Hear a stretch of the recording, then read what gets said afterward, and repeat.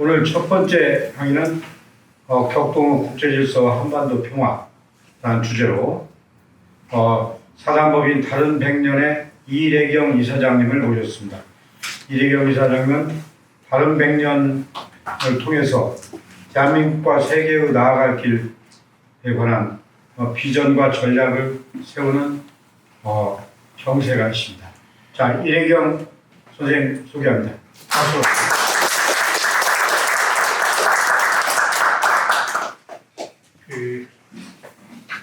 초대해 주셔서 감사드리고요. 아까도 말씀드렸지만 저는 이쪽 분야의 전문가는 아닙니다.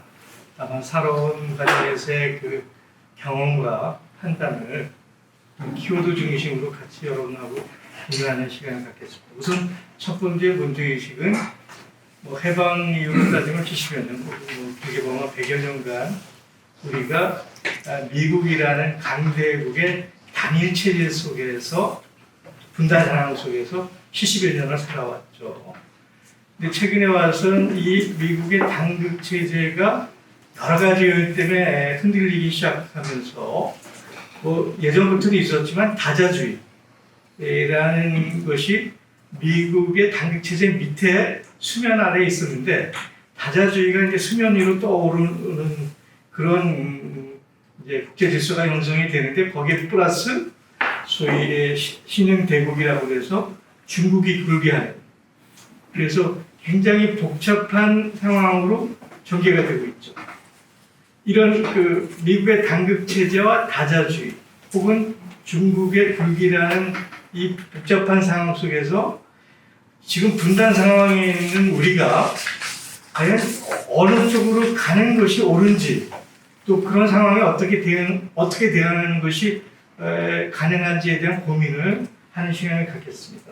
옆에 팀장님도 계시지만 아나락파가 이제 그 지리적, 환경적 조건이 역사에 굉장히 중요한 영향을 미친다 하는 그 아나락파 개념을 제가 이제 지리 환경적인 것보다 지정학적인 혹은 지경학적인 개념으로 좀 소개를 드리는데요.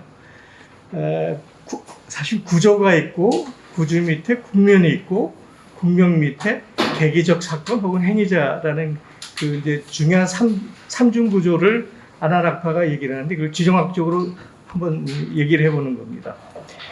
그 이제 구조적으로 보면 미소 냉전 체제에서 미국 단극 체제, 그 다음에 이제 미중 경쟁 체제로 들어섰는데 앞으로 어떻게 될 것이냐 이런 게 이제 구조의 문제죠. 거기에서 이제 아까도 얘기했지만 다자주의 쪽에서 미들파워라는 것들이 형성되어 오죠. 그 미들파워가 이제 러시아도 있고 EU도 있고 인도도 있고 등등이 있습니다. 그러니까 이제 지금 우크라이나 분쟁이 터져서 이것이 어떻게 되느냐에 따라서 구조에 상당한 변화를 가져오게 되죠. 그러니까 핵심적으로는 미국이 다시 동맹을 통해서 신냉전 구도로 가느냐 아니면 미국 구도가 해체되고 다자적 다극 체제로 가느냐 하는 게 이제 구조의 그 중요한 개념입니다. 근데 이 구조 밑에서 전개되는 국면을 보면 그 구조 밑에서 그 전개되는 국면이 우리 한반도에서 보면 미중 외교가 수립되는 과정에서 남북 칠사 공동성명이 나오게 되고요. 소비에트가 붕괴가 되면서 우리가 북방 외교를 추구하고 남북이 유엔 동시 가입 같은 것이 이루어지죠. 또 고난의 행군의 끝물에서 남쪽에 이제 민주화 정권이 들어서면서 소위 6.15나 14선언이 생기고 금강산이 열리고 개성공단이 시작이 됩니다. 그러다가 이제 이명박 박근혜 들어오면서 대결 국면으로 가서 아직 오이사 조치가 제대로 풀리지도 않은 이런 상황이 오죠. 11촛불 혁명에 있어서 새로운 국면이 전개가 되느냐 했는데 불행하게도 이제 우리가 윤석열 정권을 등장하면서 또 새로운 어떤 파국을 상황을 맞이했습니다. 그래서 근데 그 과정에서 그 구도가 강할 때는 다시 말하면 그 미국의 단극 체제가 강할 때는 국제적인 구도가 국면을 규제하고 국면이 사건이나 핵이자를 규제합니다. 그러니까 우리가 아무리 그 미 당국 체제가 강할 때는 아무리 행위자가 뭐를 하려고 해도 국면을 돌파하기가 어렵고 국면을 하나 만들어냈다 해도 그것을 압박하는 전체적인 구도를 바꾸기가 굉장히 어렵죠. 그 당국 체제가 강력할 때는. 근데 당국 체제가 해치가 돼서 새로운 패러다임으로 넘어갈 때는 구도와 국면과 사건 혹은 행위자들이 상호적으로 작동을 하게 됩니다. 이것을 복잡계 이론이라고 얘기할 수도 있고요. 시스템 다이나믹스라고 얘기를 할 수가 있습니다. 그러면 구도는 상황적 조건이고 국면이나 등등은 변수일 수가 있는데 이러한 그 급변하는 과정에서는 에이전트, 행위자가 굉장히 중요한 상황으로 전개될 수가 있죠. 지금 우리가 그런 미국 당국 체제에서 복잡한 구도로 넘어가는 이행 과정에 있다. 그래서 미 패권과 중국의 대국 굴기와 미들 파워, 어떤 중간 국가들 사이에 복잡한 상황들이 전개가 되고 있는 진입기에 우리가 와 있다라고 보는 것이 제 판단입니다. 근데 이 3개 구도에서 지난 70년간 미 당국 체제에서 한반도 상황에서 벌어진 여러 가지 그 사건들을 저는 카테고리로 4개로 나눠봤어요. 첫 번째는 종속론, 패싱론, 두 번째는 편입론, 프레스론이죠. 그 다음에 소위 우리가 자주 얘기했던 운전자론, 위임론, 그 다음에 전략적 주도론 이렇게 나눠볼 수 있었습니다. 이 종속론에 해당하는 건 유엔군이죠. 유엔사. 이 유엔사 앞으로 얘기를 할 텐데 유엔사가 아주 한국 70년 전에서 가장 치명적인 장애예요.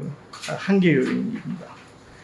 그 다음에 샌프란시스코 체제라는 게 완전히 한국을 51년도에 소위 태평양 전쟁을 종식을 한 강화 조약을 맺는데 결국 미국이 일본은 반공의 보루 기지국가로 만들기 위한 작업이었는데 그 태평양 전쟁에 가장 희생당한 한국을 초대하지 않아요. 완전히 배제한 상태였어요. 근데 이것이 90년대 아미티지 보고서라고 해서 미일 싱크탱크들이 똑같은 거를 다시 해서 지금 아미티지 보고서에서 동아시아가 다시 움직이고 있습니다. 이것이 샌프란시스코 체제의 2.0이라고 할 수 있습니다. 이것이 종속론에 해당하는 개념들입니다. 프레스 편입론은 문재인 후반기에 나타났고 윤석열 아마 지금이 이제 이 편입론이라고 얘기할 수 있는데 한미 워킹그룹 같은 거가 편입론이죠. 한국의 사드 배치가 갖는 의미가 여러 가지가 있는데 뭐 북쪽에 쏘는 거를 고고도로 방어한다. 이거는 무슨 공장과학설 같은 말도 안 되는 얘기고요. 사드에 훨씬 더 중요한 것은 X밴드 레이더를 통해서 중국 전역을 들여다보고 감독하겠다, 감시하겠다라는 것이 목적인데 더 중요한 게 있습니다. 사드를 배치함으로 해서 남한을 미국의 전략구도에 가두는 거예요. 박스인하는 겁니다. 사드가 가지고 있는 가장 중요한 개념이 사드를 배치함으로 해서 남한 정부를 미 전략에 편입시켰다라는 것이 사드 배치가 갖고 있는 매우 중요한 의미입니다. 최근에 나오는 이펙 인도태평양 경제 프레임 이것도 편입론이죠. 경제 안보 동맹이라고 하지만 한국을 철저하게 미국의 전략에 편입시키는 그런 개념이죠. 한국 운전자론에서 한국에 최근에 3번의 돌출 사건이 있었어요. 한 번은 90년 초에 북방 정책을 통해서 남북 기본 합의서라는 돌출이 있었고, DJ가 들어서면서 햇볕 정책이 있었고, 2018년에 문재인 정부가 들어서면서 판문점 선언과 평양의 9.19 선언이 있었습니다. 대단히 돌출적인 사건인데 이 부분은 뭐 나중에 더 봐야지. 이것이 미국이 만들어 오는 각본에 노란한 그냥 연출이었는지 아니면 한국 정부가 돌출해서 나간 건지 이 부분은 더 좀 읽어봐야 될 부분이 있죠. 우리가 아직 해보지 못한 게 전략적 주도론인데 사실은 문재인의 판문점 선언이나 9.19가 전략적으로 갈 가능성을 보였죠. 평창 올림픽을 핑계로 해서 한국이 촉매 역할도 하고 개입 조정도 하고 조금 더 주도적으로 나가려고 했는데 9.19 평양선언 이후 한 달 뒤에 폼페이오 전화받고 한미 워킹그룹이 오면서 문재인 정부는 전략적 주도 트랙을 타다가 곧바로 편입론으로 빠져버렸습니다. 이것이 문재인 정부가 갖고 있는 한계죠. 이것이 이제 한반도를 중심으로 이루어졌던 어떤 개념적 카테고리라고 한다면 세계 질서를 접근하는 카테고리도 역시 네 가지로 볼 수가 있는데 크게는 두 가지입니다. 아까도 얘기했지만 패권적 단극 체제, 그러니까 헤게몬을 중심으로 한 개념이죠.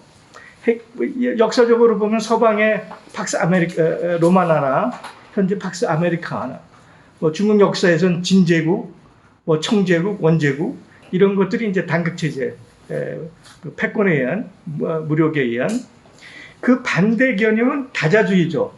상호 존중과 상호 합의에 의한 다자주의인데 다자주의의 출발은 서구의 이제 그 캐톨릭의 영향권에서 개별 국가들이 절대 국가하는 과정에서 보댕이라는 학자가 소위 국가 주권 개념을 만들었고 현대 정치학의 시조라고 하는 홉스가 사회 개혁론을 통해서 국가 주권론의 개념을 확립시켰습니다.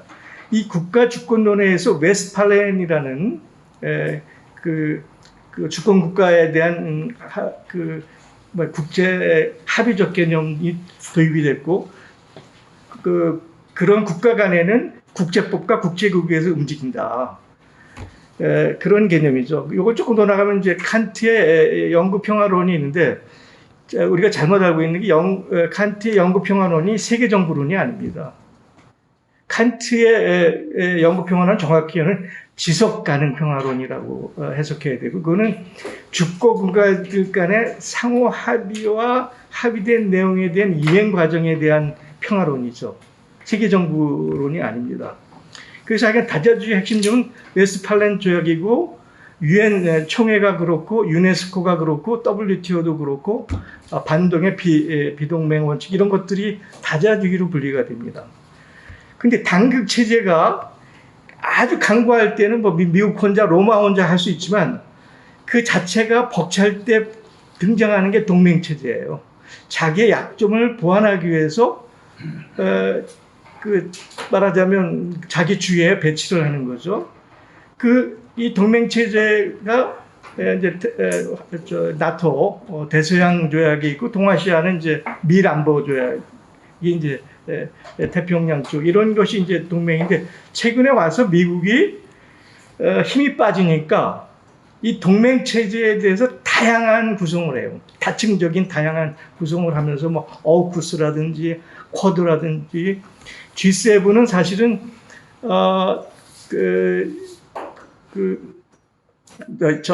1990년 그러니까 이제 브레튼 우드 체제가 무너지고 새로운 체제로 들어서면서 미국 가지고 혼자 하기 어려우니까 기존의 그 제국주의 강국들을 모아서 만든 게 G7입니다. G7 체제라는 거 우리가 착각하면 안 돼요. 기존의 서구 중심의 제국주의의 자기 지위를 지키겠다고 하는 게 G7 체제입니다. 그래서 최근에 나오는 게 이제 가치동맹, 뭐 민주동맹, 뭐 기술동맹, 인도태평양 경제 프레임 다 이런 것이 말하자면 미국의 힘 빠지는 것을 다시 부활하는 동맹체제로 부활하고 있는 거죠. 근데 다자주의는 예를 들어 유엔 총회 같은 경우가 190 몇 개국이 있는데 기본적인 합의는 만들 수가 있어요, 다자주의가. 근데 그것을 실행하는 거에서는 190개 국가 갖고는 안 되죠. 거기에는 거점 국가들이 필요합니다. 그래서 그 다자주의를 실질적인 실행체제, 실천체제로 가기 위해서는 다극체제라는 게 필요해요. 거점 국가가 필요합니다. 그래서 유엔에서도 안보리 이사회 같은 경우가 이제 다극체제의 한 형태죠. 그다음 G20는 2008년 그 금융위기를 맞았는데 1990년대 G7이 세계 경제의 80%의 비중을 가졌는데 2008년에는 G7이 40%가 채 안 돼요. 그러니까 G7 갖고는 세계 그 경제 문제를 해결할 수가 없습니다. 그래서 만들어진 게 G20예요. G20에서 20개국이 80% 이상의 경제 비중을 가지면서 그 실천력들을 갖게 되는 거죠. 그다음에 이제 중간 국가로 이제 중국, 러시아, 인도, 중등에 등장해서 결국 세계 질서를 적용하는 건 단극 체제를 보완하는 동맹 체제. 그거의 반대편에서는 다자 체제 실천 실행 체제로서의 다극 체제. 이렇게 나눠볼 수가 있습니다. 여기서 이제 결국 제일 중요한 건 미국이죠. 100년 가까이 세계를 거의 유일 초강대국으로 지배해온. 그럼 미국의 패권을 유지하는 게 뭐냐? 미국의 패권의 성격이 뭐냐? 크게 세 가지로 볼 수 있습니다. 첫째는 정치 군사적 측면에서 그걸 워싱턴 룰이라고 하는데, 이곳은 이제 다음번에는 박인규 프레시안 대표가 우리나라 최고의 전문가입니다. 두 번째는 경제적 측면에서 만들어진 게 2차 대전 종전 시 브레튼 우드 체제에서 1980년 위기를 맞이하면서 1990년이 넘어오면서 이제 신자유주의 들어오면서 워싱턴 컨센서스로 넘어오게 되죠. 그다음 마지막에는 소프트 파워, 미국의 그 사이어가 얘기하는 소프트 파워 측면이 있죠. 정치 군사적인 얘기는 여기서 제가 길게 안 하겠습니다. 그냥 키워드만 보시면 들어올 텐데, 저는 최근에 미국 패권에 점점 더 중요한 비중을 갖고 있는 게 이 세 번째, 이능력 측면이라는 게 소프트 파워. 저는 학자분들이 한 얘기가 아니고 제가 만든 용어입니다. 워싱턴 프레임. 그 가장 중요한 것이요. 그 미국의 가치를 이념화시키고 그 이념화된 것을 문화적 미디어로서 그 말하자면 문화적 공작을 하는 거죠. 여기서 재밌는 게요. 세계적 수준의 그 언론 미디어들의 90%가 친서방 거대 재벌들이 가지고 있어요. 그러니까 우리가 알고 있는 CNN부터 무슨 워싱턴 포스트, BBC 이게 다 미 제국주의, 그러니까 패권을 옹호하는 소프트 파워의 기둥들입니다. 여기서 엉뚱한 소리를 하면요, 그 미디어를 장악하고 있는 자본주들이 계약을 연장을 안 해줘요. 알아서 겨야 돼요. 또 하나 중요한 것이 조금 이따 나오겠지만 CIA가 80년대부터 전략을 바꿔요. 그동안은 구데타라든지 군사 뒤에서 작업을 한다든지 무슨 친미적인 정치인을 키워나가는 걸로 그동안 쭉 해왔는데, 물론 그 작업은 지금도 합니다. 군사적인 혹은 친미적인 정치인을 키우는 대한민국도 일종의 그런 적이죠. 근데 80년대 들어오면서 CIA가 전략을 바꾸는데, CIA라고 하는 게 미국의 소위 정보 전략이죠. 싱크탱크, NGO, 학계들을 장악해 가기 시작해요. 그 대표적인 게 NED입니다. 국립민주재단, National Empowerment of Democracy. 이게 반관반민인데요. 실제 CIA 산하기관 조직입니다. 그래서 이념적 측면의 키워드는 소위 가치라는 얘기로 해서 민주주의, 인권, 룰 베이스, 그래서 국제법 질서, 투명성과 책임 등등으로 하는데, 제가 이렇게 이걸 길게 얘기하는 것이 미국의 패권 유지 혹은 서구의 패권을 유지하는데 점점 더 이쪽에다 강조를 두는 거예요. 경제적인 거나 군사적인 것보다. 이 문화적인 작업, 미디어적인 작업, 이데올로기적인 작업이 훨씬 더 강화됩니다. 그러면서 최근에 중국과의 이 대결 국면, 저는 패권이라고 하잖아요. 중국은 패권이라는 개념을 쓰질 않아요. 그러니까 힘의 대결 구도인데, 군사적인 싸움이 아니에요. 하이브리드 싸움은 군사적인 게 아니고 정치적이고 기술적이고 통상적이고 인연적인 거예요. 그래서 얘네들은 그걸 디카플링이라는 표현을 써. 하이브리드 디카플링적인 방식으로 이것을 전개해 갑니다. 이러한 미 패권에 대해서 그러면 그 신흥대국으로 굴게 하는 중국이 어떻게 대응하느냐? 크게 네 가지로 말할 수 있습니다. 하나는 국내적으로, 두 번째는 대외적으로, 그다음에 이제 아까도 얘기했지만 이제 그 통상 과학 기술, 그다음에 마지막에 그래서 이 소프트 파워라고 하는 문제, 이 네 가지 대응을 하는데요. 그 국내적으로 중국은 공산당이 국가 위에 있죠. 1920년대 공산당이 만들었고 공산당이 현대 중국을 만들었기 때문에 그거는 중국의 근현대사 역사에서 자연스럽게 나온 거예요. 당 위에, 국가보다 당 위에 서 있는데 이 공산당의 그 지위가 어느 정도냐면요. 중국 인구가 14억이잖아요. 중국 공산당원이 9천만 명입니다. 그것도 최근에 시진핑이가 돌아와서 3, 4천만이 늘었어요. 거기서 끝나는 게 아니에요. 공청단이라고 있습니다. 그러니까 예비 공산당이죠. 18세부터 25세. 중국 공천단 단원만 8천만 명이에요. 그러니까 공산당원이 9천만 명. 공청단원이 8천만 명. 뭐 오버랩되는 부분도 있겠죠. 약 1억 5천만 명 정도가 공산당을 받쳐주는 전 인구의 10%가 넘는 게 공산당이에요. 그러니까 그게 국가 자체죠. 그 다음에 그 등소평과 강택민 시절에는 우리가 국가 자본주의라고 중국 그 경제를 얘기했는데 후진타오를 넘어서고 시진핑이 들어오면서 국가 자본주의적 성격에서 사회주의적 시장경제로 자기 성격이 훨씬 더 정립돼 나갑니다. 그러면서 정치적으로 제시하는 게 중국몽. 이건 이제 주나라 혹은 공자님부터 얘기한 거죠. 온피, 소강, 대동. 그 대동을 얘네들은 공동부유사회라고 얘기를 해요. 그러니까 그러니까 2020년에 이미 소강사회를 넘었어요. 절대 빈곤에서 14억 인구가 전부 해방됐다라고 선언을 했죠. 2035년도에 중국이 서구 수준의 사회 안전망을 구축하겠다. 그때 2049년 중국이 현대 중국이 건설된 100년에는 세계 제1강국, 그래서 공동부유를 실현하는, 다시 말하면 대동사회를 실현하겠다는 게 중국몽입니다. 또 하나는 전과정 인민 참여 민주주의라는 걸 선언하는데, 여기서 양회라는 걸 하잖아요. 그 전인대와 정협인데, 이 정협에 대해서 우리가 굉장히 관심을 가져야 돼요. 이제 제가 길게 얘기를 못 하는데, 정협은 대단히 독특해요. 1930년대부터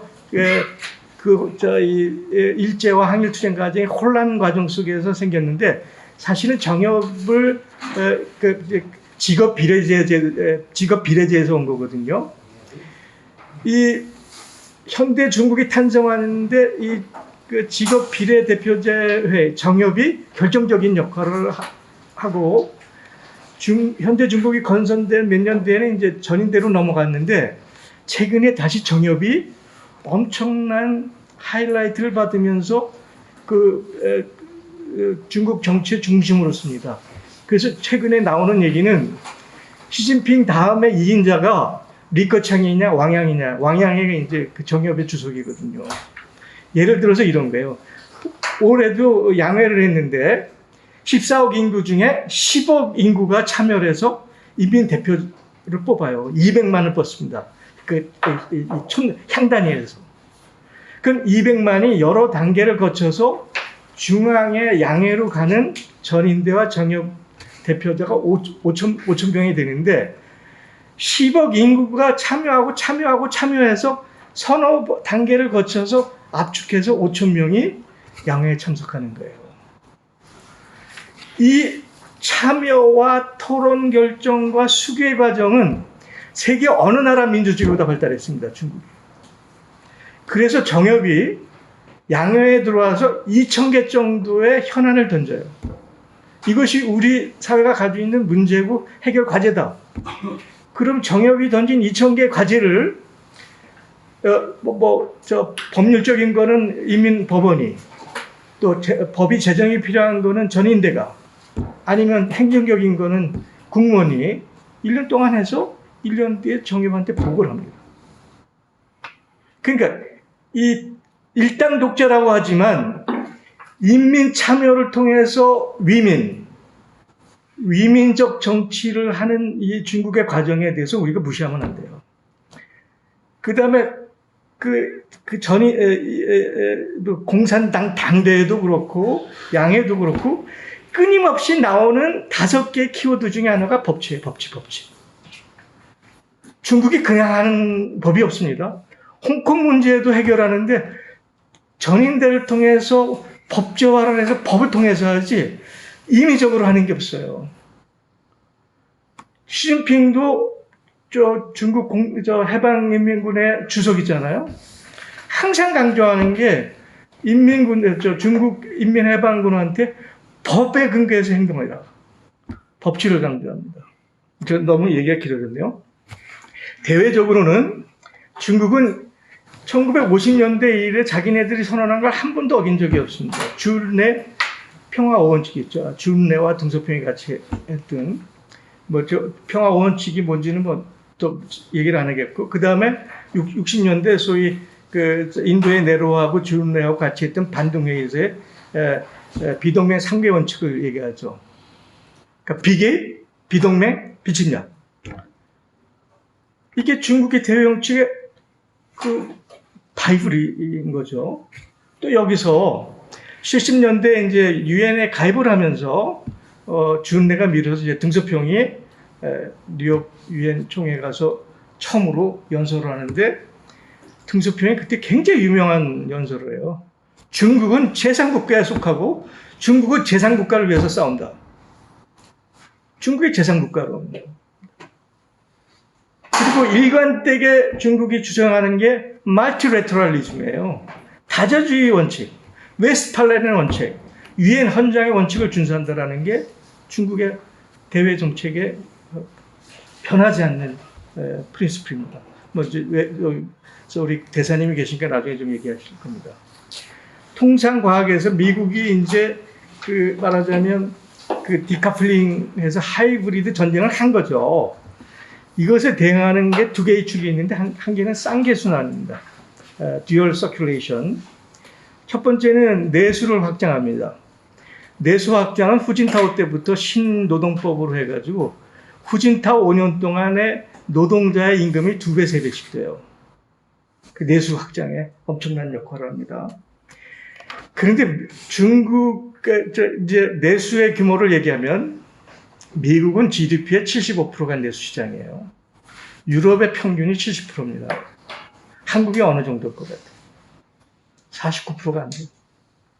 한국도 내수 시장을 확장해야 자영업이 살고 중소기업이 살아요. 중국은 40%밖에 되지 않습니다. 물론 이제 GDP에 엄청난 부분을 투자하기 때문에도 그렇지만 중국은 내수 시장을 확장할 수 있는 룸이 엄청나게 큰 거예요. 유럽 수준으로 가려면 20%, 25% 더 키울 수 있는 거죠. 30%까지 키울 수 있는 겁니다. 또 하나는 대외 개방을 가속하겠다. 개방 경제를 유지하겠다 해서 나온 게 소위 1대1로 BRI, 그 다음에 아시아 투자개발은행, RCEP, CPTPP도 가입하겠다고 얘기했고, 이게 경제하고 정치가 섞여 있지만 상해협력기구라든지 브릭스라든지 이런 것들은 개방 체제를 유지하는 기본 틀로 중국이 작동하고 있죠. 또 하나는 과학 강국입니다. 첨단 기술을 미국과 같이 쌍벽을 이루고 추월하겠다.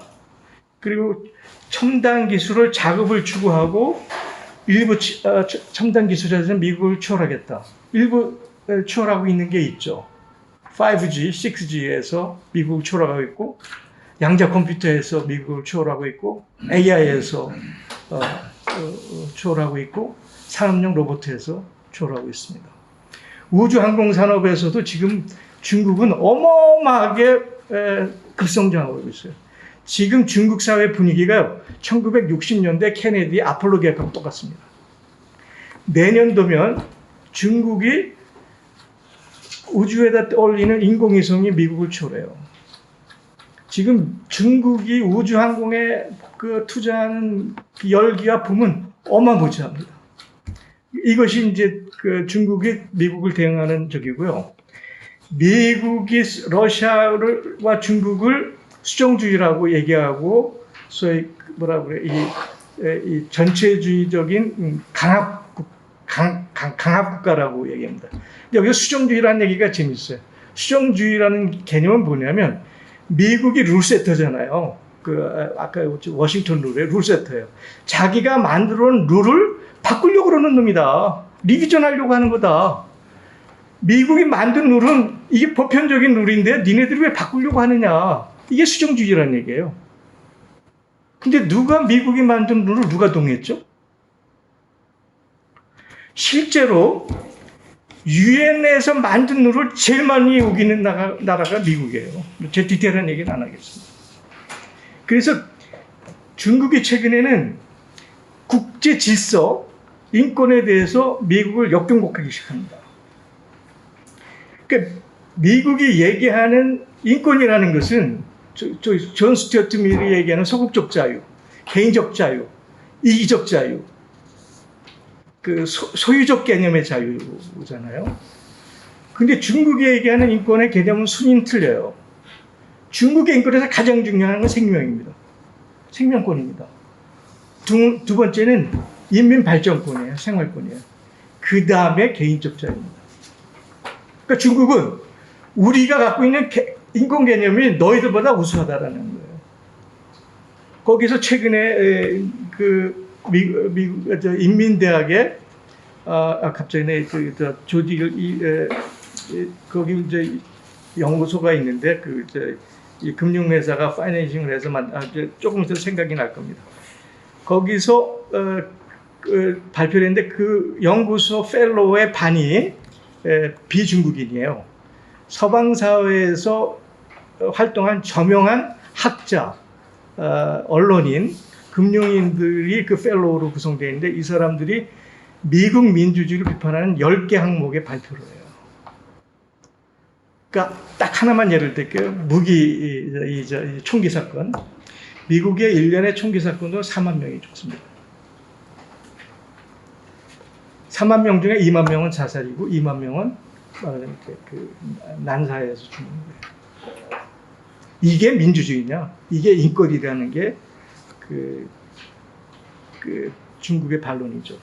10개 항목이 그런 겁니다. 제가 얘기를 요약하기 위해서 2차 대전 이후 현재까지 경제적으로 나온 주요 리스트를 쭉 올렸는데요. 이건 뭐 대충 아는 거니까 넘어가겠는데 딱 하나만 얘기를 할게요. 1997년, 8년간의 아시아 외환 위기가 있었죠. 근데 아시아 외환 위기는 우리도 이제 외환 위기를 당했고, 우리 내부의 부패고, 우리 내부의 금융 시스템의 부실이고, 뭐 단기 자금 차기 미스매칭에서 이루어지고 부패고 무슨 뭐 등등 하는데 가장 근본적인 아시아 위기는 어디서 발생했느냐? 홍콩을 중국으로 반환하는 과정에서 미국과 서방의 금융 산업이 중국을 편입하려고 그랬었어요. 홍콩을 넘겨주는 그 과정에서 중국의 금융을 소위 미국이 중심인 서구의 금융권으로 편입시키려고 했던 거죠. 근데 거기서 재밌는 게 중국의 세무차이라는 전설적인 인물이 있습니다. 그 세무차이의 제자가 이민은행장에 있던 누구죠? 제가 요즘 자꾸 이름을 잊어버려요. 죄송합니다. 유명한 인민은행장이 있어요. 방어를 하는데 주룽지 씨가 이제 철저하게 방어해서 성공하죠. 그런데 여기서 재밌는 게 세무차이라는 분이 중국 위안화의 가치를 어디다 연동했냐면, 예를 들어서 브레튼 우드는 달러를 금하고 연동했잖아요. 그리고 그 이후에는 이제 소위 그 오일 달러에서 달러를 기축 통화로 해서 서방의 모든 통화가 연동됐는데 중국의 위안화는요 세무 차이가 어떻게 생기냐면 중국 인민의 생활한 가장 중요한 네 가지 물자에다 연동을 시켰습니다. 그 중국 건국 이래. 그러니까 미국이 서방에 아무리 금융적으로 중국을 편입을 하려고 해도 중국 위안화는 꿈쩍도 안 한 거죠. 이 굉장한 사실입니다. 경제적으로도 그렇고 이제 정치적으로도 이제 쭉 얘기를 할 수 있습니다. 그런데 두 가지만 얘기했습니다. 소비에트가 붕괴가 되면서 나토 동진을 이제 이게 지금 우크라 사태를 일으킨 건데 1989년에 말타에서 그 당시에 고르바초프하고 아버지 부시죠. 그래서 그 개방 개혁하고 이제 동유럽을 장벽을 저기 하는데 그때 미국이 그때 국무총리 국무장관 했던 내가 자꾸 이름이 뭔데 단 1인치도 나토를 동유럽 쪽으로 동진시키지 않겠다고 약속을 해요. 그 현장에 푸틴이 있었습니다. 푸틴이 그때 여기 뭐였냐면 동독 러시아 대사의 정무 참사관이었어요. 근데 어떻게 했죠? 그 이후에 나토는 기본적으로 방어적 조직이에요. 소비에트가 유럽을 잡아먹는 거를 방어하기 위한 방어 조직인데 소비에트가 무너지면서 나토가 방어적 조직에서 공세적 조직으로 전환합니다. 열 몇 개국의 나토 국가가 지금 27개국에서 2개가 더 추가가 되니까 30개국 가까이 가죠. 그 동유럽에 전략적 무기를 배치합니다. 이것을 가장 먼저 경고한 사람이 누구냐면 조지 캐논이에요. 가지 마라, 그러고 큰일 난다. 어제 그제도 저 다보스 포럼에서 키신저도 똑같이 얘기했어요. 나토를 해체시킬지언정 동진하면 안 된다. 또 한 사람이 있어요. 미어샤이머. 미국을 대표하는 천재적인 세 사람의 전략가들이 똑같이 동진해서는 안 된다고 경고한 그 결과가 오늘의 우크라 분쟁입니다. 아까도 얘기했지만 CIA 전략이 그러니까 미국의 정보 전략이 소프트 파워로 넘어가는 그래서 중동을 중심으로 해서 칼라 혁명, 홍콩의 우산 혁명, 우크라이나의 마이든 혁명 이게 다 미국이 뒤에서 정보 작전을 한 거죠. 뭐 디테일한 얘기는 나중에 얘기하겠습니다. 그러면서 이제 좀 정리로 들어가면 앞으로 국제 질서가 어떻게 가느냐에 대해서는 크게 두 축의 3대 이론이 있어요. 하나는 여전히 미국이 강국이 돼서 중심이 돼서 정치 군사적으로 동맹회라는 대결 구도. 여기는 헤게모니라는 중심 키워거든요. 헤게모니가 없으면 국제 질서가 생기지 않는다. 라는 헤게모니 중심의 대결 체제. 거기에는 정치 군사적 동맹이 그 수단으로 있는 거고요. 또 한쪽에는 다자주의. 그건 상호 존중과 협력이고 상호 존중과 협력의 핵심 내용은 경제 통상입니다.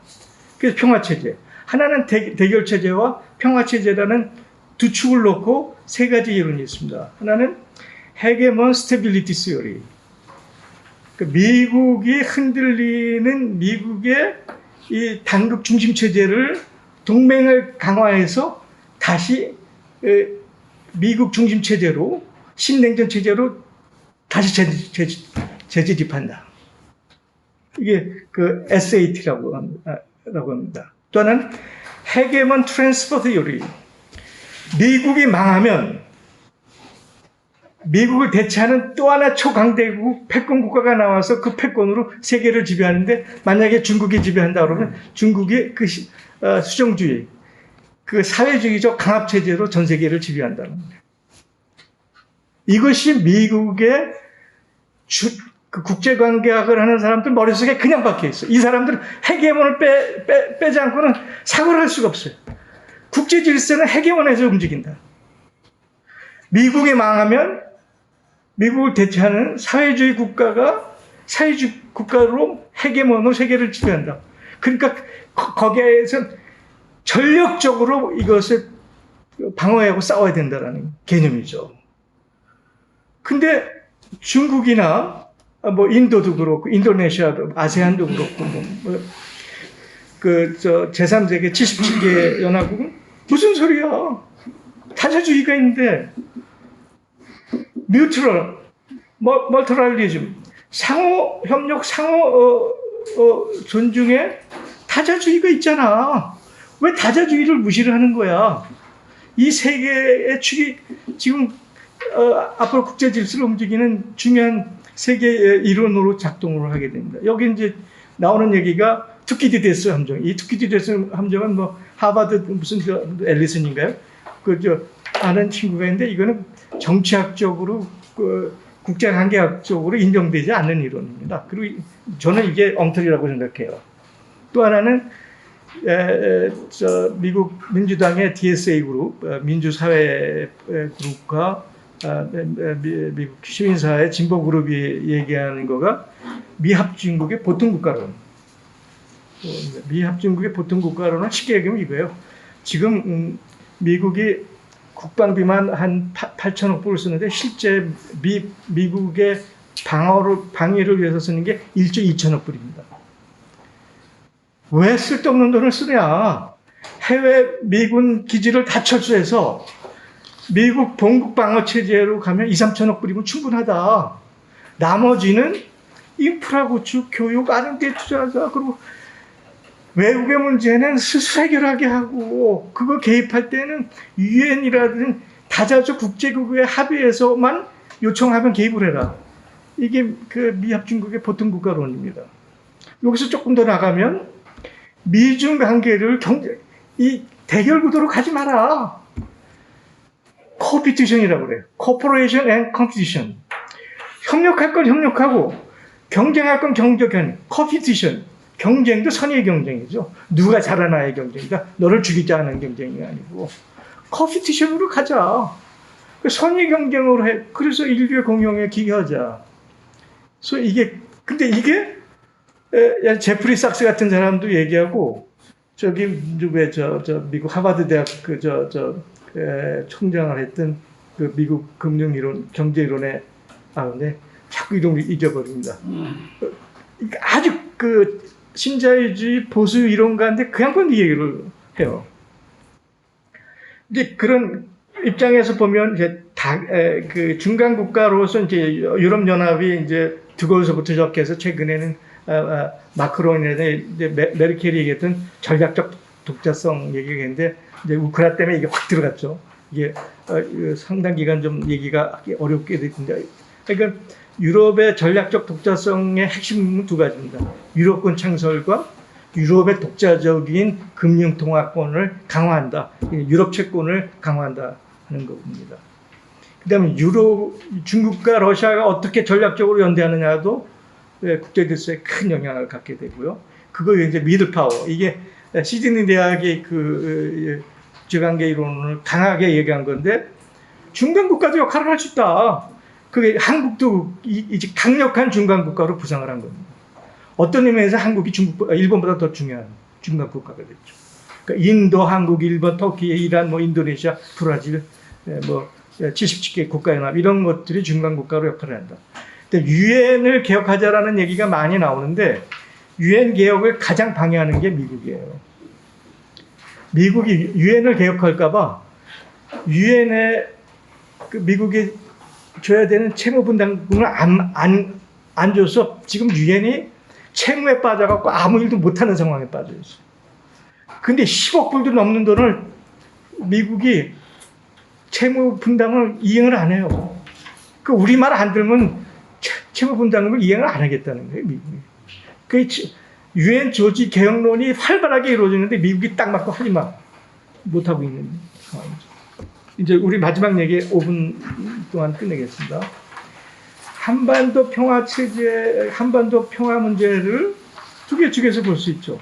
지난 70년처럼 초강대국 미국이 강요한 종속된 동맹 체제에서 그나마 성취된 이 상황을 불완전한 마 그냥 유지하느냐, 스테이스큐하느냐, 아니면 새로 전개될지도 모르는 다자다극적 체제에서 민족 역사적으로 자주적으로 새로운 길을 갈 것이냐. 이 두 개가 선택에 서 있는데 윤석열 정부는 확실하게 전제에 쓴 거죠. 미국 동맹밖에 없다. 그래서 지금 얻은 이거라도 확실하게 보장을 받자 라는 입장을 취한 거죠. 근데 이 평화 구축에 몇 가지 전제를 얘기했습니다. 근데 아까도 얘기했지만 한반도 미래 전개에서 가장 큰 장애가 유엔사입니다. 유엔사 얘기를 하나만 하면 전쟁이 나자마자 7월 달에 아무런 법적 절차도 없이 그냥 이승만이 그냥 메가드한테 갖다 바친 거잖아요. 그래서 유엔사가 대한민국 전체 군사작전권을 다 통솔권을 준 거 아닙니까? 그 75년도에 유엔 총회에서 남한도 제안했고 북한도 제안해가지고 내용은 좀 틀리지만 둘 다 유엔 총회에서 유엔사 해체했는데 통과가 됐어요. 유엔 총회에서 다 통과됐어요. 미국 대통령이 해체하겠다고 유엔 사무총장에 편지까지 보냈어요. 그런데 미군 합참에서 말도 안 된다. 유엔사를 해체하면 동아시아 미국 군사 전략을 전개할 수가 없다라고 엄청나게 저항을 하면서 78년도에 한미연합사령부가 넘어가면서 유엔사가 갖고 있는 이 군사 작전권 통갈권을 그건 위임했습니다. 리프입니다. 트랜스퍼한 게 아니라 리프예요. 언제든 가져올 수 있는. 그리고 유엔사가 DMZ만 관리한다. 통솔 관리한다. 그런데 유엔사가 DMZ를 뭐 관리하고 통솔하는 건 좋아요. 군사적인 것만 하면 되지. 왜 비군사적인 것까지 통제를 하냐. 유엔사가 있는 한 대한민국은 식민국가예요. 전작권은 그 다음 얘기입니다. 그럼 한미연합사나 주한민군의 성격이 뭐냐? 동아시아의 평화의 균형자라면 박수 쳐야죠. 당연히 박수 쳐야죠. 근데 한미연합사에 작게 5천 502 이용가요 뭐 등등해서 작게 계획이 뭡니까? 여차하자면 평양을 점령하는 거 아니에요.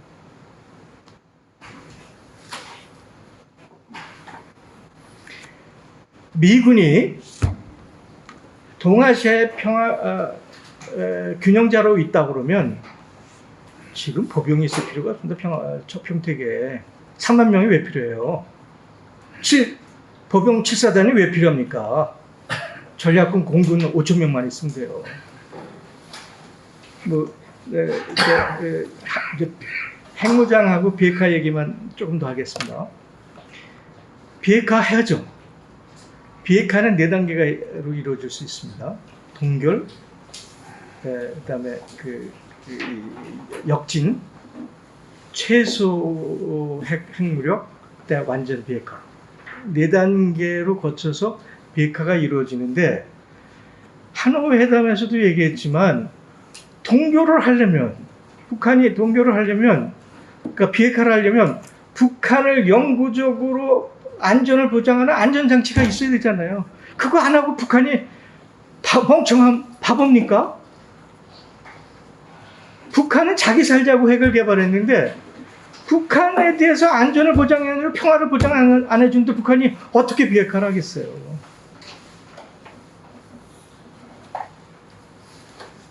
그래서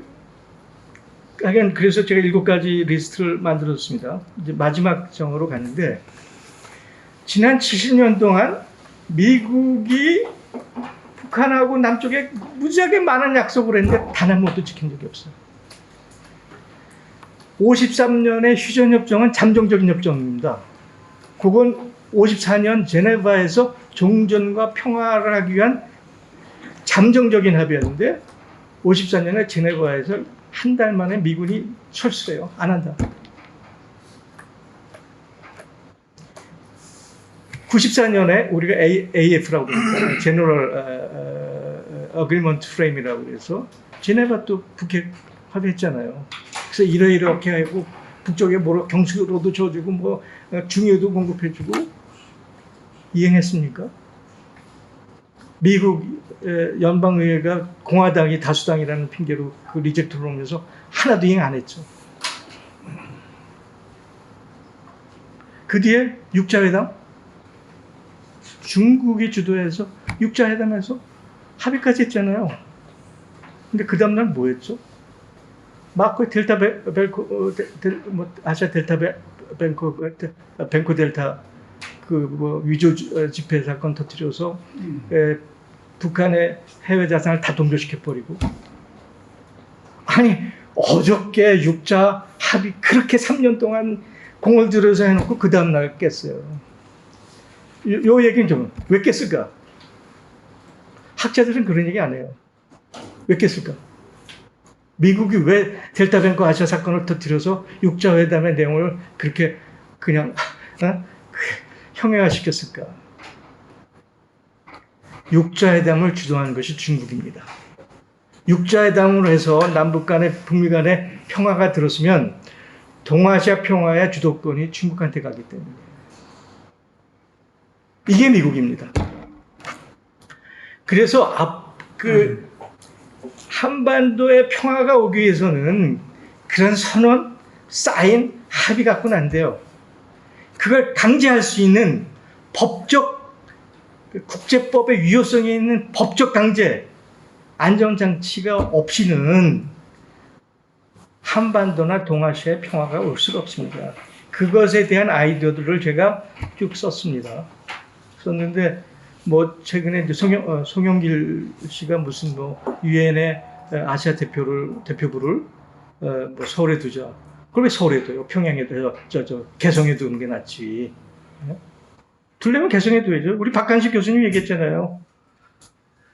개성에다 평화대학 만들자. 이런 거고요. 결국 근본적으로는 한반도의 평화를 우리 민족이 주도적으로 만들기 위해서는 근본적으로 남한 정부의 성격이 시민 권력, 시민 통제와 시민 정부가 돼야 된다. 반전 평화의 시민 세력이 장악할 때만이 한반도의 평화가 가능하다. 이걸로 제 얘기를 마치겠습니다.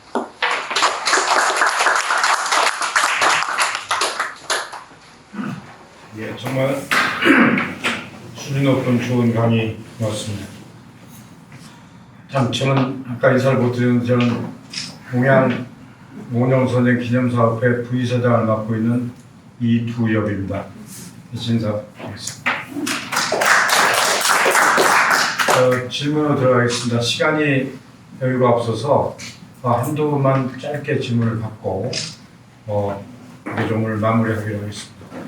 먼저 미리 이렇게 좀 질문을 요청하신 권태면 대사님 모셔서 저 질문을 좀 받겠습니다. 권태면 대사께서는 영제 중립국인 코스타리카 대사를 하셨고 그 전에 캐도 북한 기대 대사도 하셨고 그 전에 워싱턴 총영사 하셨던 유교관 출신이십니다.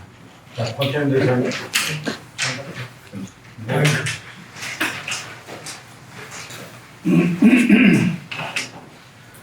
감사합니다.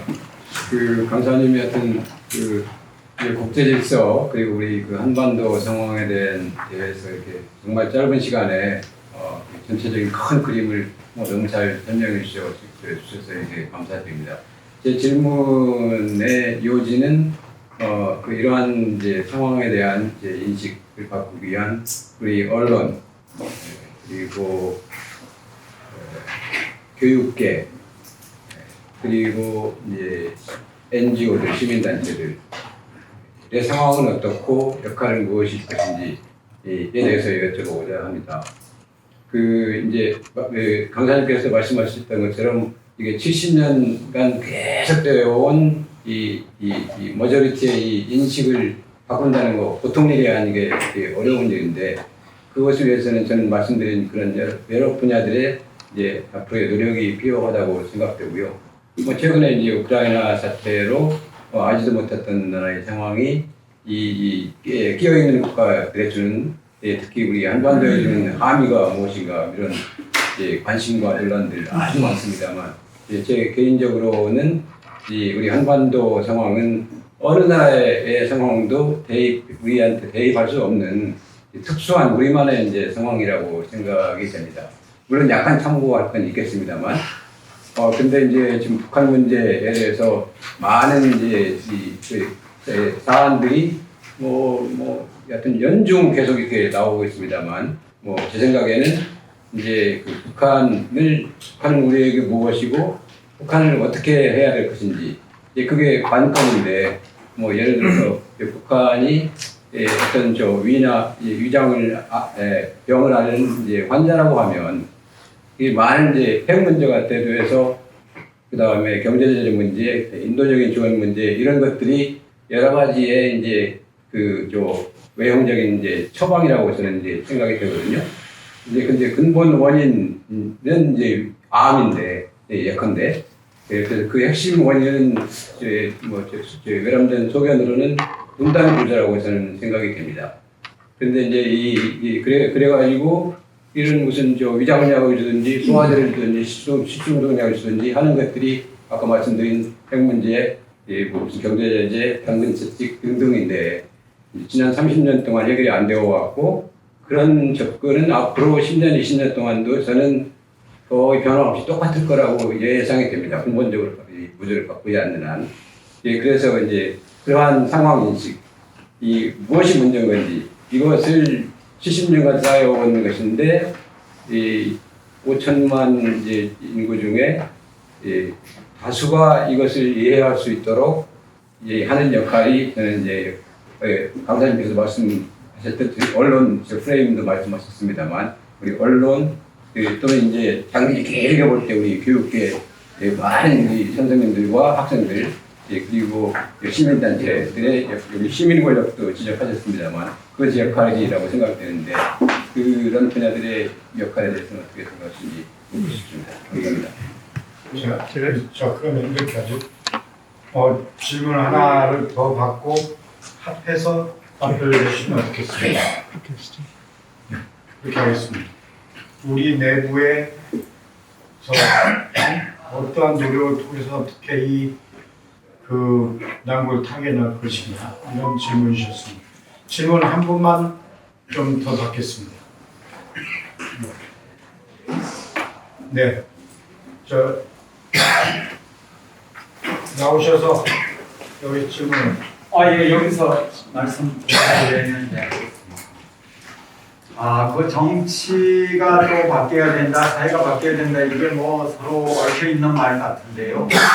근데 지금처럼 사실상 보수 양당이 저렇게 공고하게 있어서는 어떤 일도 안 되는 것 같습니다. 그 둘을 해체시키고 새로운 조원 정치 세력을 만들 방안이 있으면 좀 말씀해 주시기 바랍니다.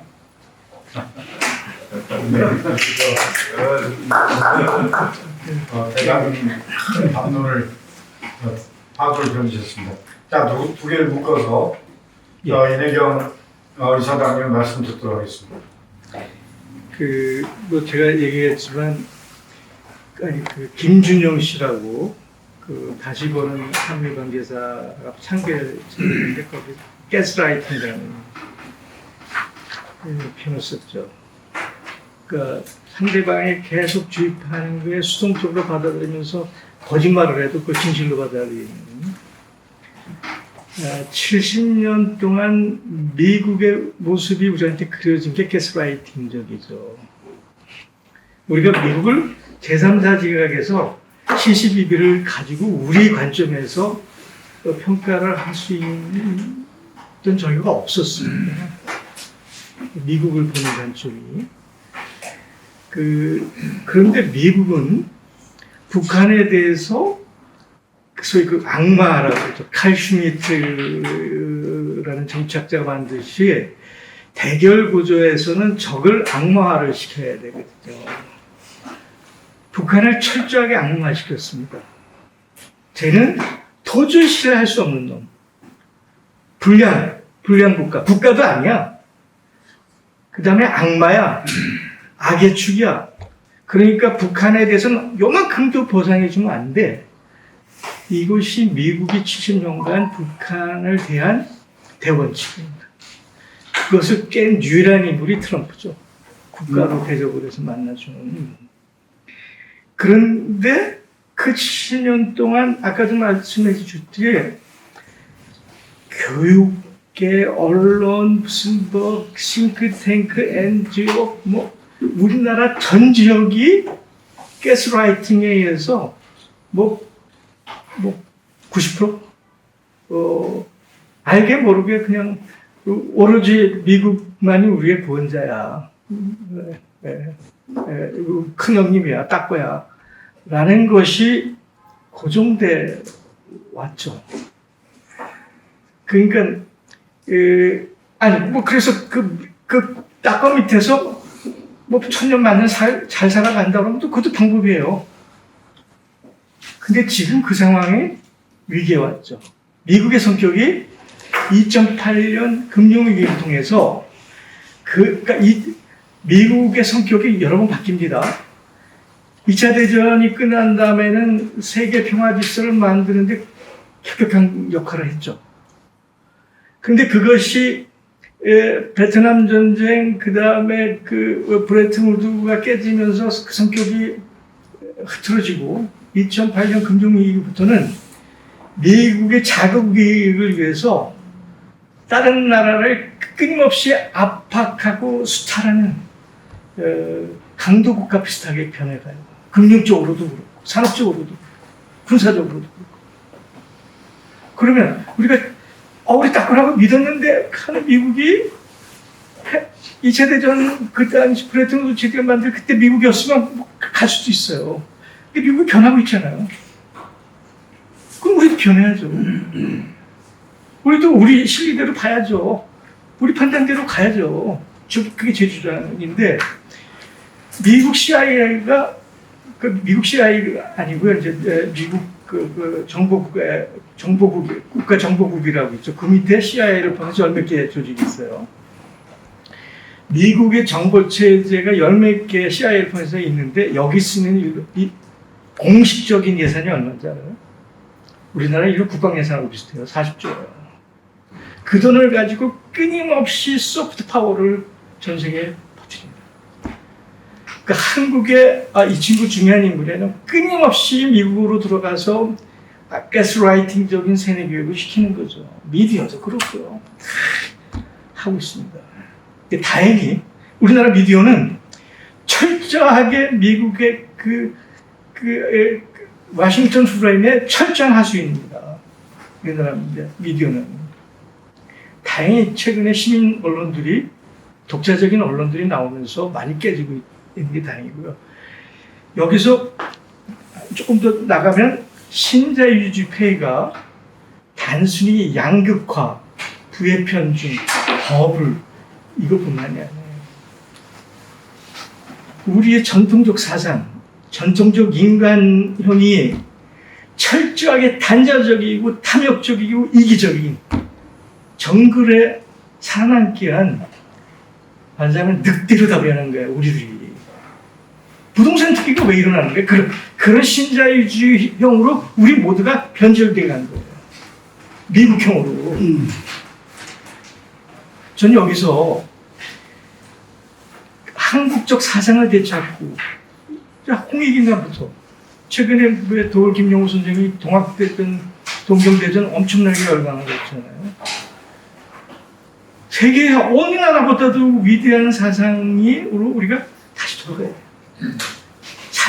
인간됨이 뭐냐, 산다는 게 뭐냐, 역사가 뭐냐, 우리 스스로의 판단적 사고 관점을 갖는 거가 매우 중요하다. 라는 생각으로 이제 우리 나름대로의 자기 체계, 지식 체계, 판단 체계, 미디어 체계 갖는 게 매단히 굉장히 중요해요. 그게 중요한 얘기고 우크라에 대해서 물어보셨는데요. 그럼 이제 다음번에 그 박인규 대표가 깊게 얘기했는데 우크라 전쟁은 4-5개의 성격이 중첩되어 있습니다. 하나는 우크라 내에 친러 세력과 반러 세력 간의 갈등이죠. 그 돈바스라든지 크리미아라든지 저렇게 그 항구 이름이 뭐죠? 오데사까지가 친러 지역이에요. 그런데 이 2차 대전에 나치하고 협력한 애들이 극우 세력이 러시아의 반러 세력으로 정치 집단화하고 득세하면서 그 내부의 갈등이 심해진 거죠. 그리고 2014년 마이단 저기로 해서 돈바스 지역에서 14,000명을 죽이고 오데사에서 시민 학살을 해요. 극우주의자들이. 이게 내전적 성격이죠.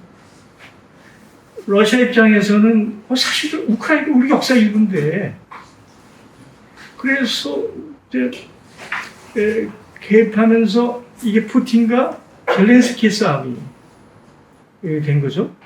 근데 젤렌스키가 누굽니까? 미국 CIA가 대학교 때부터 키운 거예요. 바이든은요, 2014년부터 우크라이나 상황을 손바닥으로 알고 있는 우크라이나 최고입니다.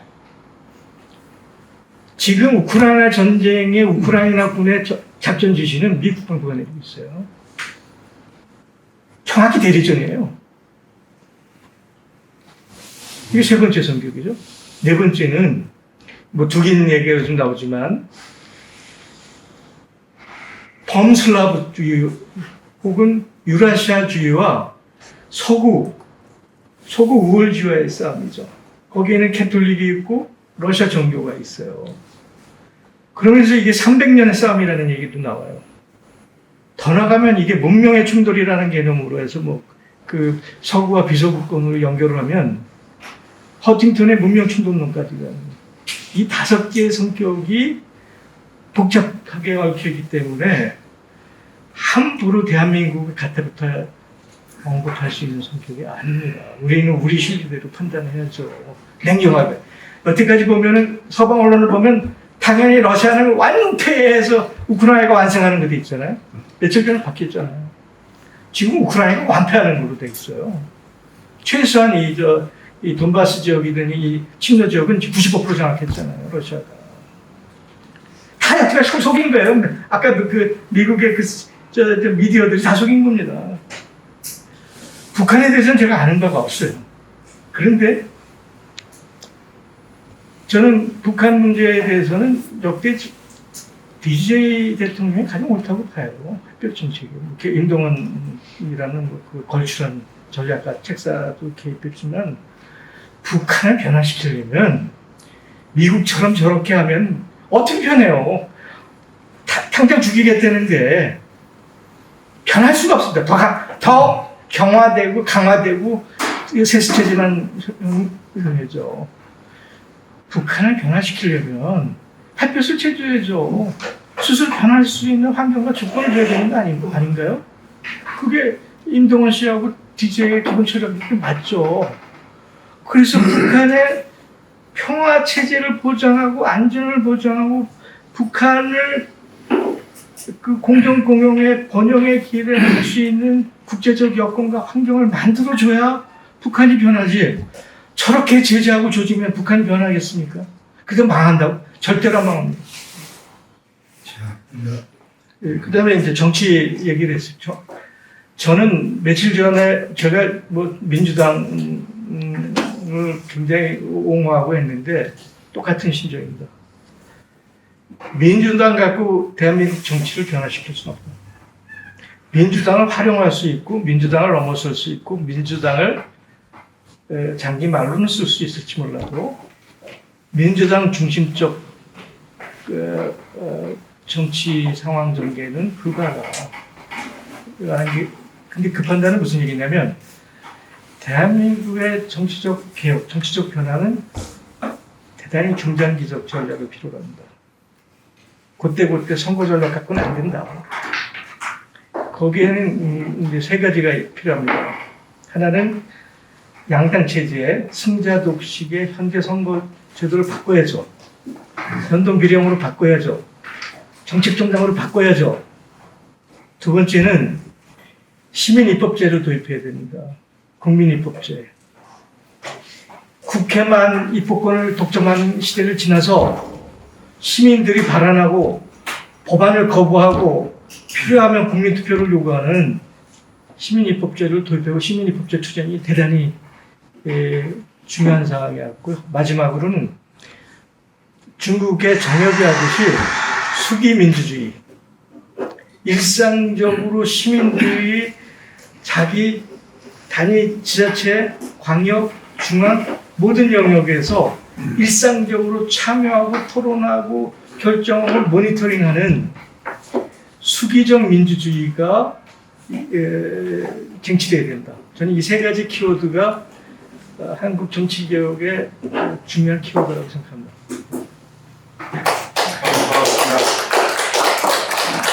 정말 아주 심도 깊은 그리고 통찰력과 큰 전략이 돋보이는 말씀이셨습니다. 자, 마무리하겠습니다.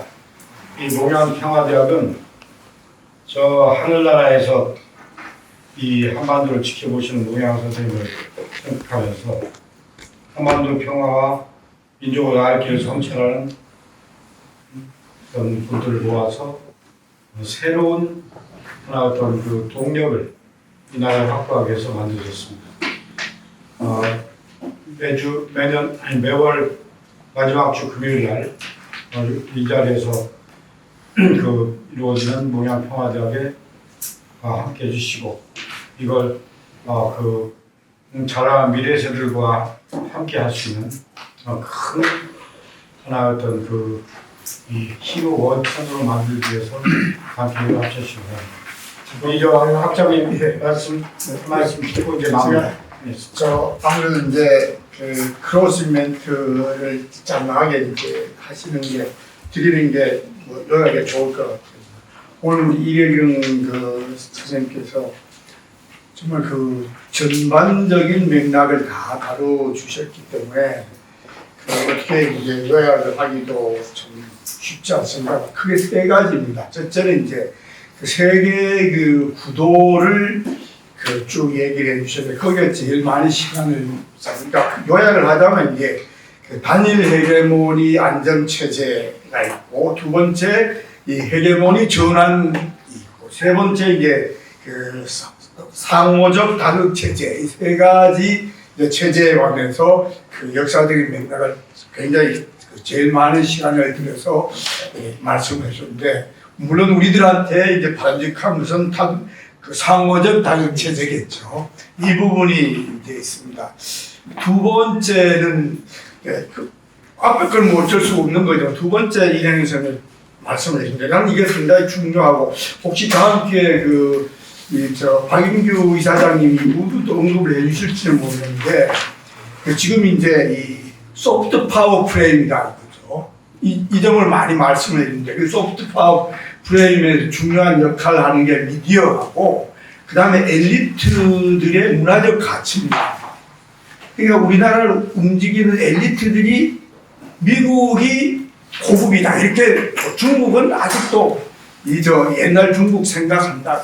그래서 소프트 파워 프레임에 관한 이 생각들이 바뀌어지지 않으면은 우리 편이 곧 미국이다라는 생각에서 크게 나가기가 어렵다. 그래서 이 문제에 관해서 이제 얘기를 상당히 이제 어떻게 보면 이게 더 중요한데 시간 관계상 이렇게 말씀을 많이 못 해주셨습니다.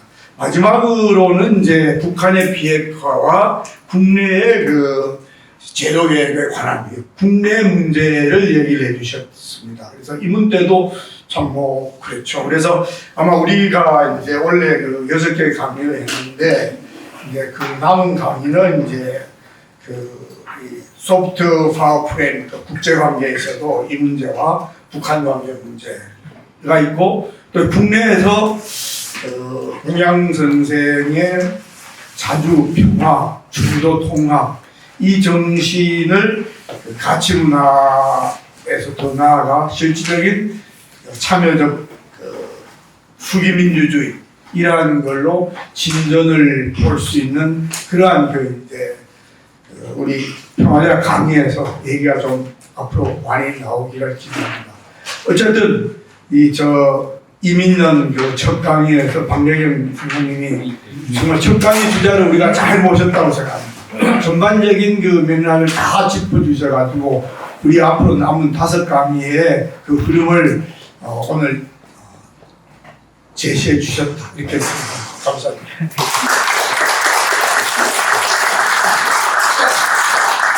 이상으로 오늘 시간을 마치겠습니다.